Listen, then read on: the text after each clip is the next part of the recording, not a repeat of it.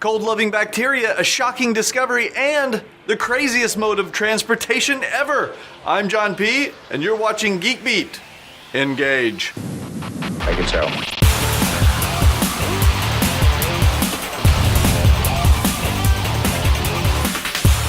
This episode of Geek Beat is brought to you by Audible. So yesterday I actually upgraded the drive in my 27-inch iMac from the stock hard drive to an SSD.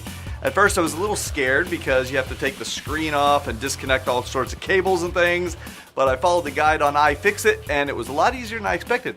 Bonus, the drive is now 250% faster, and of course you could even make it much faster than that. Anyway, if you have an iMac, I highly recommend upgrading it, and I documented everything you need to know over on my blog at onemansblog.com/iMac SSD. Put it right there, Dave. Enough of that. Today is all about you guys. I found all of this awesome stuff right over in our Geeks Plus community on Google+. If you haven't joined yet, geekbeat.tv/geeks will get you there. First up, Paul Dixon found the Razer Extra Large Crazy Kart Drifter. I want one.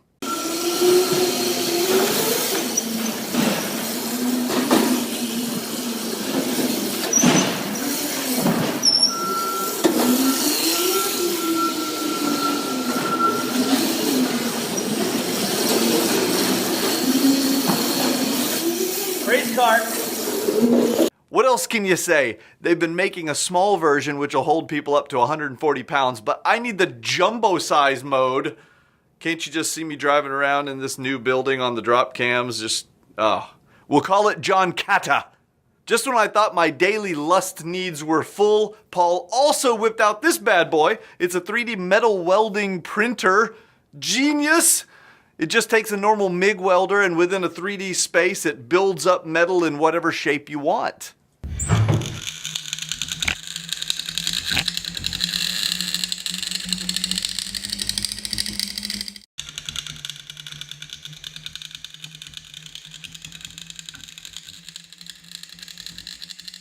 That's actually a technique that some metal artists use. I called it deposition welding, where you don't actually weld sheets of metal together, but instead you just use weld filler material. Entire sculptures can be made this way, and they're very unique.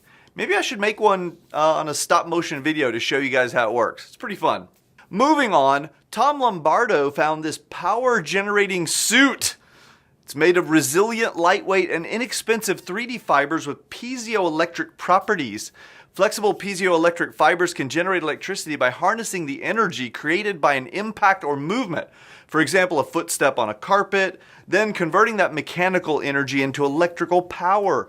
With pressures of only about 14.5 psi, the material generates up to 5 microwatts per square centimeter.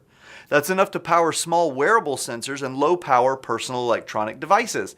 Imagine covering a large floor area with power-generating carpet and storing it for later use. Could be a great alternative source of energy. You know, I'm thinking that if we can get that power suit going and line the pockets with Qi chargers, we'll be able to drop our phone in a pocket and just have it charging as we walk around. Of course, if you're walking around, you probably need some entertainment, and that's where Audible comes in. If you're going to be hiking around for like 15 hours, you could download the unabridged version of 12 Years a Slave, narrated by Louis Gossett Jr. Maybe you'd rather try for something a little more geeky. A Game of Thrones by George R.R. Martin should do nicely. Or you could spend nearly 35 hours listening to the entire Hunger Games series. Just head to audiblepodcast.com/geekbeat and get you one of these or any other audiobook for free when you sign up. While we're on the subject of listening to entertaining things, Rami shared this printer which was programmed to play Eye of the Tiger.